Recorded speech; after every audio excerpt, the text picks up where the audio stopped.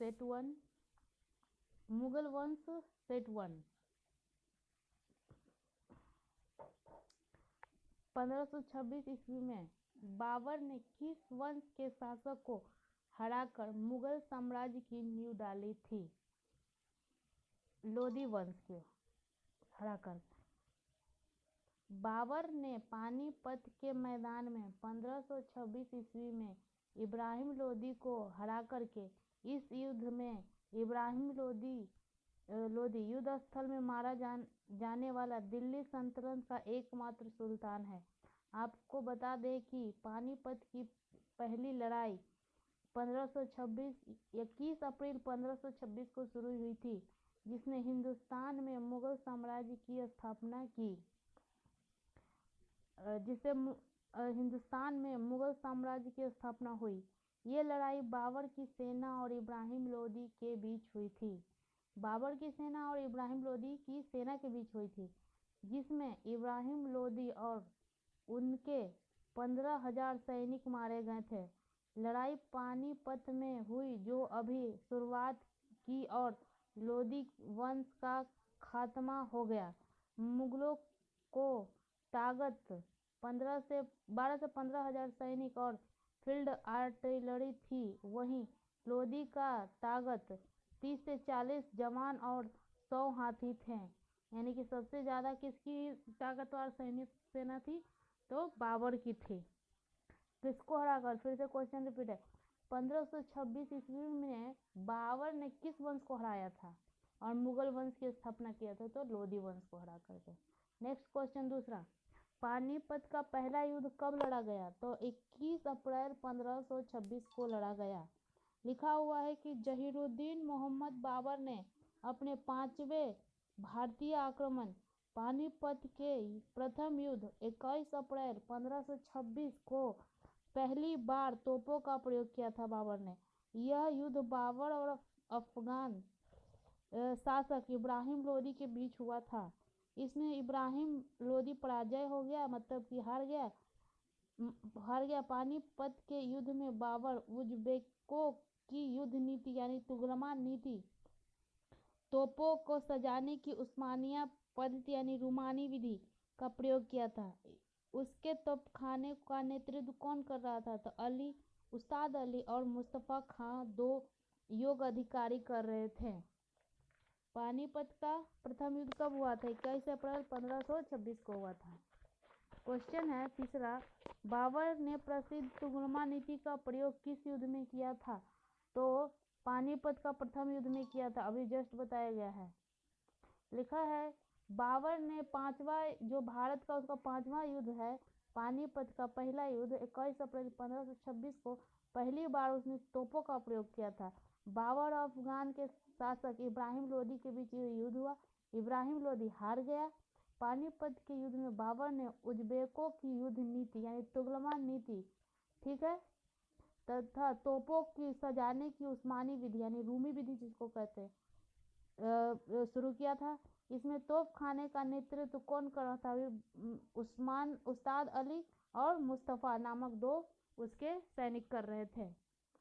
चौथा, किस युद्ध को जीतने के बाद बाबर ने खजाने का मुंह अमीरों, सगे संबंधियों आदि के लिए खोल दिया और उस उदारता के लिए उसने कलंदर की उपाधि धारण कर ली? सीधा बात कि बाबर किस युद्ध को जीता था और कलंदर की उपाधि धारण कर लिया था? तो ये है पानीपत का प्रथम युद्ध को जीता था और कलंदर की उपाधि धारण कर लिया था। पानीपत के प्रथम युद्ध में लूटे गए धन को बाबर ने अपने सैनिकों में बांट दिया, नौकरों एवं सगे संबंधी में बांट दिया। इस बंटवारे में हुमायूं को वह कोहिनूर हीरा मिला, जिसे ग्वालियर नरेश राजा विक्रमजीत ने छीन लिया था। इस हीरे की कीमत के बारे में यह माना जाता है कि इसके मूल्य द्वारा पूरे संसार का आधे दिन का खर्च निकल जाता था। भारत विजय के ही उपलक्ष्य में बाबर ने प्रत्येक काबुल निवासी को एक चांदी का सिक्का उपहार में दिया। इस उदारता के लिए उसने कलंदर की उपाधि धारण कर ली। सवाल 5वां, भारत में ग्रैंड ट्रंक रोड किसने बनवाया? तो शेर शाह सूरी ने बनवाया। ग्रैंड ट्रंक रोड, जिसको अंग्रेजी में ग्रैंड जीटी रोड हिंदी में कहते हैं, यानी कि ग्रैंड ट्रंक रोड, यह मार्ग पुराने समय में सड़क ए आज़म कहलाता था। आजकल इस सड़क को द ग्रैंड ट्रंक रोड यानी जीटी रोड के भी नाम से जानते हैं। इस सड़क को सड़के आज़म या बादशाही सड़क के नाम से जाना जाता है। दक्षिण एशिया की सबसे पुरानी और मुख्य सड़क है यह। 16वीं शताब्दी में दिल्ली के सुल्तान शेर शाह सूरी ने इसे बनवाया था। शेर शाह सूरी पहला शासक था जिसने बंगाल के सोनाव गांव से सिंध प्रांत तक 2000 मील लंबी सड़क बनवाई। सवाल पूछेगा कि वो सड़क कहाँ से कहाँ तक है, तो सोनगांव से सिंध प्रांत तक 2000 मीटर लंबी है यह सड़क। इस सड़क पर घुड़सवारों द्वारा डाक लाने ले जाने की व्यवस्था थी। यह मार्ग उस समय सड़क के आज़म कहलाता था। बंगाल से पेशावर तक की यह सड़क 500 कोस यानी कि 2500 किलोमीटर लंबी थी। शेर शाह ने 1542 में इसका निर्माण करवाया था। ये भी पूछेगा कि ग्रैंड ट्रंक का रोड निर्माण शेर शाह सूरी ने कब करवाया, तो 1542 में करवाया था। दूरी नापने के लिए जगह जगह पर पत्थर लगवाए गए, छायादार वृक्ष भी लगवाया, राहगीरों के लिए सराय मतलब कि नदी तालाब बनवाए और चुग्गी की व्यवस्था भी की। ग्रैंड ट्रंक रोड कोलकाता से पेशावर तक लंबी है। पूछेगा ग्रैंड ट्रंक रोड कहाँ से कहाँ तक लंबी है, तो कोलकाता से पेशावर तक। सवाल है छठा, गुजरात जब जीत लिया था अकबर ने तो क्या बनवाया था? ठीक है, बुलंद दरवाजा बनवाया था। बुलंद दरवाजा का निर्माण आगरा शहर में 43 किलोमीटर दूर फतेहपुर सीकरी में है। ठीक है, इस द्वार का निर्माण अकबर ने 1602 में करवाया। गुजरात पर अपनी विजय के लक्ष्य यानी कि गुजरात पर अपनी विजय के लक्ष्य पर करवाया था। बुलंद दरवाजे का निर्माण लाल और बादामी रंग के बलुआ पत्थर से किया गया है, जिनको सफ़ेद और काले संगमरमर से सजाया गया है। यह ईरान से लाई गई अर्ध गुंबदीय शैली से बना हुआ है। कहेगा कि बुलंद दरवाजा किस शैली से बना हुआ है, तो अर्ध गुंबदीय शैली से बना हुआ है। कहाँ का है, तो ईरान का अर्ध गुंबदीय शैली है। सवाल नंबर 7, आईने अकबरी किसकी महान कृति है? यह है अबुल फजल की। अकबरनामा अबुल फजल की प्रसिद्ध कृति है। 7 साल की मेहनत के बाद अबुल फजल ने 1791 से 1798 में अकबरनामा पूरा करके अकबर के सामने पेश किया था। ठीक है, अबुल फजल ने 3 जिल्दों में बटा हुआ है यह। तीसरी जिल्द में आईने अकबरी है। आईने अकबरी अकबरनामा की जान है। इसके लिए इसके 5 हिस्से हैं। पहले हिस्से में 10, दूसरे हिस्से में 30 और तीसरे हिस्से में 16 आइन है। और चौथे हिस्से में हिंदुस्तान की जातियाँ, ऋतु, फसल, सौंदर्य का जिक्र है। हिंदुओं के राजनीतिक, साहित्य, धार्मिक जीवन और उनके उपन्यास पर आधारित विषय पर रोशनी डालता है। आखिर में हिंदुस्तानी संतों और कुछ विदेशी सूफियों की जीवनियाँ दी गई है। 5वें हिस्से में सिर्फ 2 अध्याय हैं, जिसमें अकबर की कहावत और अबुल फजल की आत्मकथा है। आईने अकबरी अकबर की शासन प्रणाली को साफ साफ बयान करती है, लेकिन अबुल फजल का फलसफानामा अंदाज, जिसकी मदद से उसने शासन प्रणाली में सहायनीयत का असर दिखाया, किताब को कठिन और गैर दिलचस्प बना देता है। अबुल फजल के अकबरनामा को 7 वर्ष यानी कि 1591 से 98 में पूरा किया गया। 7 वर्षों में अकबरनामा को पूरा किया गया। ये अकबरनामा किसने लिखा था? आईने अकबरी किसने लिखी थी? तो अबुल फजल ने लिखा। सवाल है 8वां, पानीपत का दूसरा युद्ध 5 अप्रैल 1526 को हुआ था, तो किसके किसके बीच हुआ था? अकबर और हेमू के बीच हुआ था। पानीपत का दूसरा युद्ध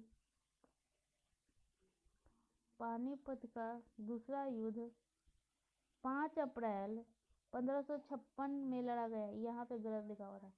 यह युद्ध दिल्ली के शासक आदिल शाह सूर के वीर हिंदू सेनानायक हेमचंद्र यानी विक्रमादित्य, जिसको हेमू कहा जाता है, और अकबर के मुगल सेना के बीच हुआ था। ठीक है, सीधा हेमू और अकबर के बीच हुआ था। अकबर हेमू का दूसरा नाम खोजिए, हेमचंद्र विक्रमादित्य भी नाम है उसका। हेमू यह युद्ध मुगल सेनापति यानी बैरम खां की कूटनीति से के चाल से हार गया। आंख में एक तीर लग जाने से हेमू की सेना बिखर गई और उसे हार का सामना करना पड़ा। हेमू अपने स्वामी के लिए 24 लड़ाइयाँ लड़ी, जिसमें से उसने 22 में सफलता प्राप्त की। पानीपत का द्वितीय युद्ध कब हुआ था? तो 5 अप्रैल 1526 को। किसके बीच लड़ाई? तो अकबर और हेमू के बीच। 9वां सवाल, दीन इलाही नामक नया धर्म किसके द्वारा शुरू किया गया था? तो अकबर के द्वारा शुरू किया गया था।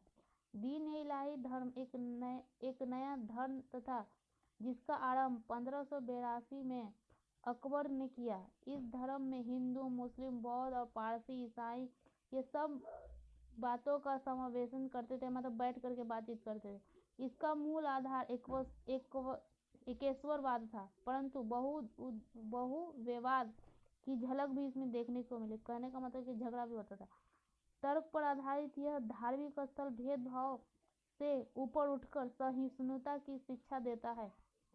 अकबर के शासन काल में इस धर्म के बहुत से अनुयायी हो गए, परंतु उसकी मृत्यु के बाद इसका लोप हो गया, यानी कि ये खत्म हो गया।